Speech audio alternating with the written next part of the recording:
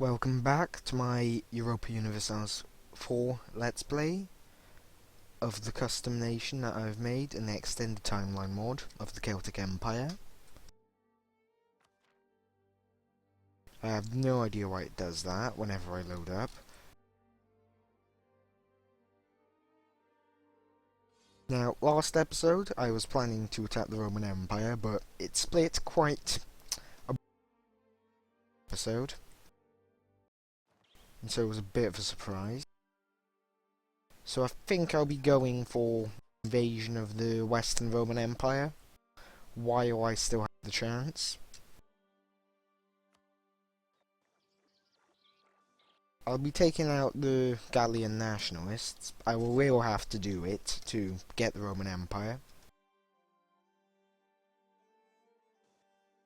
I expect I'll have to focus all three armies here, and all three armies here.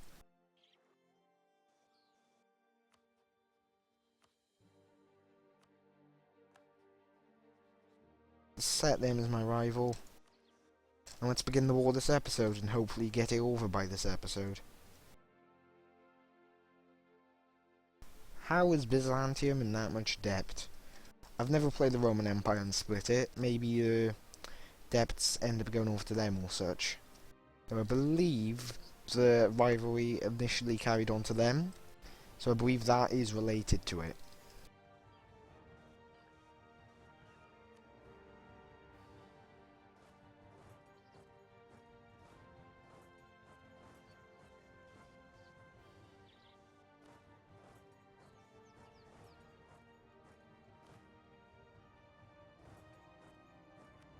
Let's attack these with my armies and see if I can defeat them. I can't. Ones.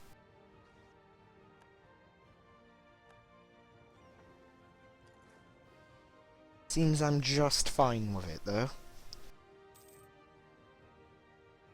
Well, the split for the Roman Empire couldn't have come at a better time, since they'll have to build a new army.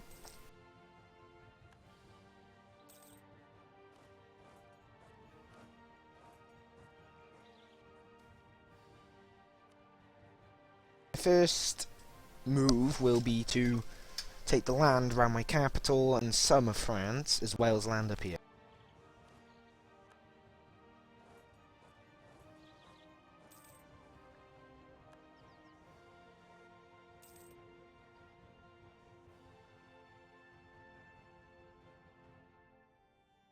Gallian nationalists, if they gain independence, I will have to fabricate a claim and declare war on them.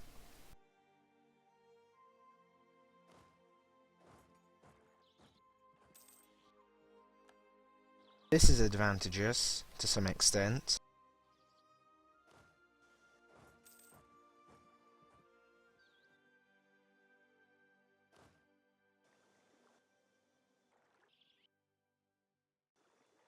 As that's just allowed me to take on the Western Roman army on advantageous terms.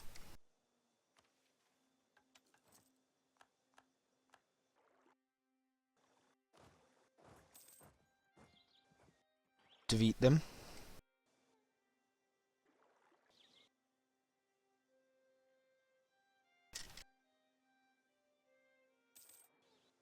Now, the Gallian nationalists do have areas of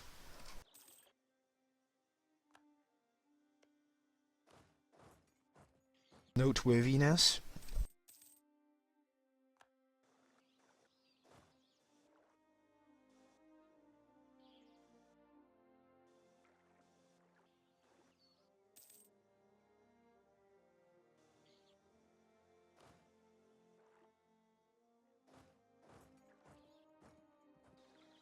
From them.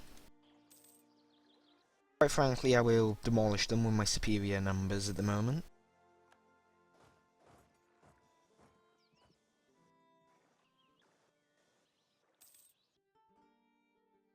Take over that siege from them.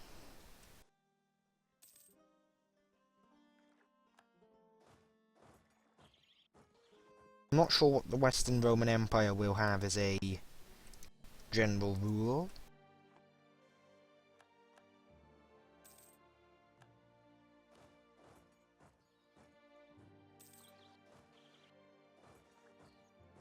believe it does start with renewed manpower.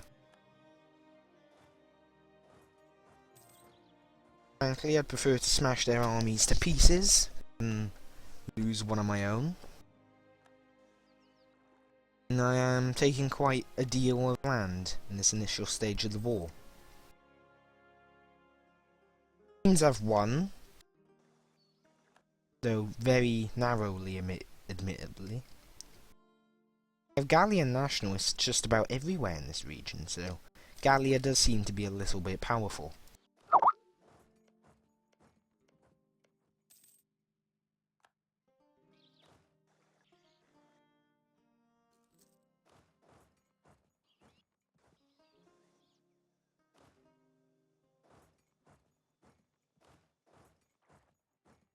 This Gallian army, because while the revolts do weaken the Romans, it does actually also prove counter-initiative unless I see them rise up in areas where I can easily fabricate claims on them, and that will not necessarily be guaranteed. So at the rate that I'm losing manpower, I'll be in a relatively weakened state.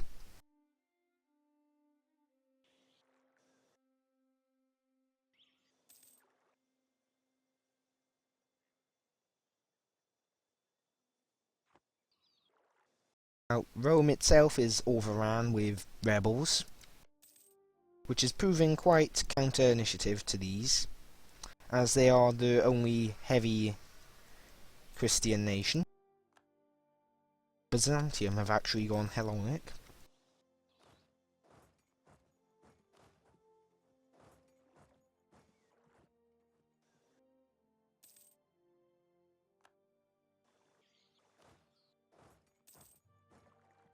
Now, this will all contribute to my eventual manpower. My current manpower has declined quite badly.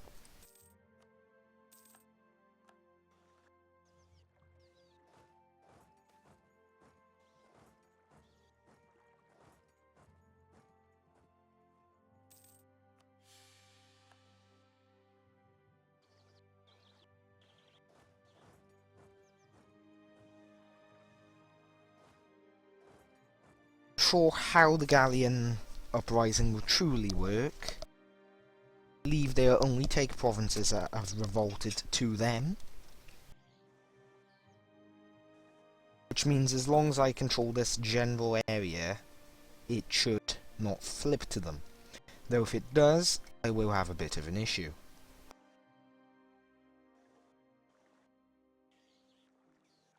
The heavy fighting down here has actually ran my relatively large manpower reserves quite dry. Hellenic zealots, I think, will automatically go towards the capital here, which means I can leave them to do as they wish. No, Rhinelander patriots now.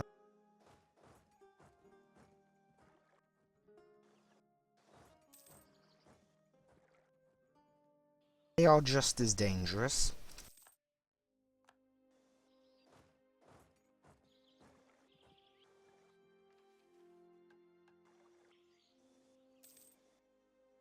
Eliminate them as quickly as possible. With no manpower, I am gonna quite likely have to peace out very soon.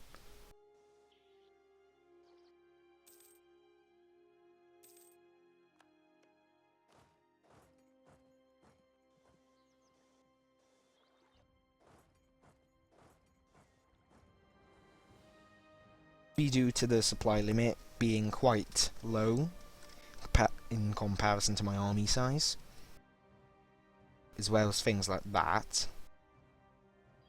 Either way, I want to expand my borders.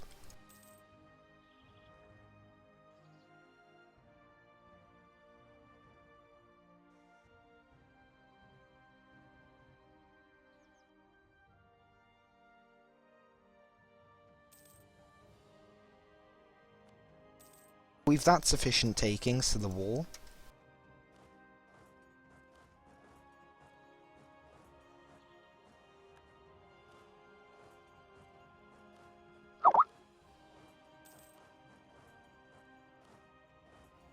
is time our nation recovers.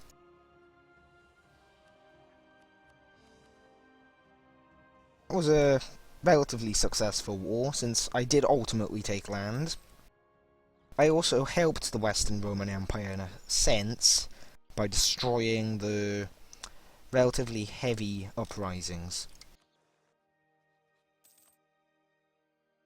I believe it is also soon time to begin annexing my vassal.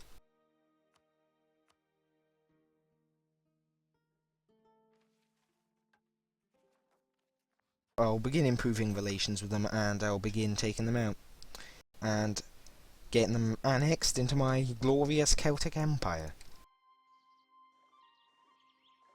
The next war, I guess, will be for these three provinces here mainly, which are very rich, and all the wrong religion for me, of course. And further press over here to get better borders, as well as possibly stretching down here into Iberia. I'm not sure what I can achieve by the date of the barbarian invasion. The next deck is in 16 years, so it's still quite some way yet. This event is appeared again. And as long as I have it, I believe I can keep getting that.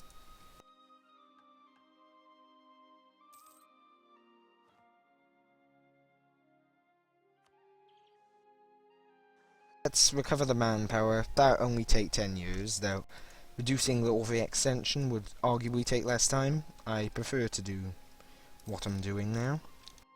My capital's no longer on their very border, which is actually an advantage, since that means I am at less risk of taking a sudden invasion and having my capital taken straight away, since it is a very rich and very valuable province.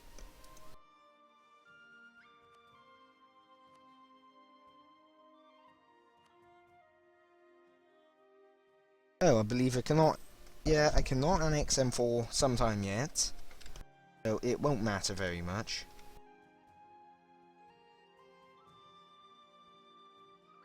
Either way, these provinces up here will be my next target.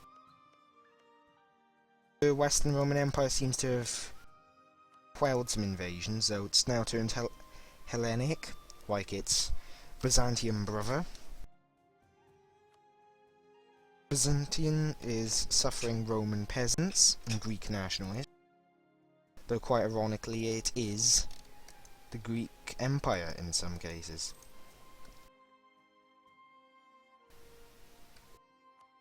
It's beginning to lose lots of lands, collapsing even harder than the Western Roman Empire. Israel has appeared a little bit early in history, and it is indeed Jewish, so that's quite accurate. The one province is Christian. I believe they will probably have that converted soon enough.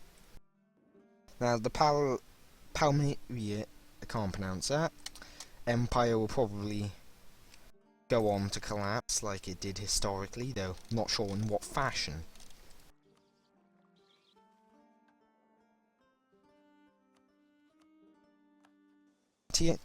That is why the Byzantines are dying. They have no army. Could pick on the Picts more and possibly take more land. And it would not be a bad idea taking over the British Isles eventually, as it would be nice to expand beyond what the Roman Empire ever could achieve. Now, I'm making a lot of money. My force limit is just about right. It's time, I believe, to expand my fleet somewhat. Till next time, since I have to end the episode here, see everyone next time.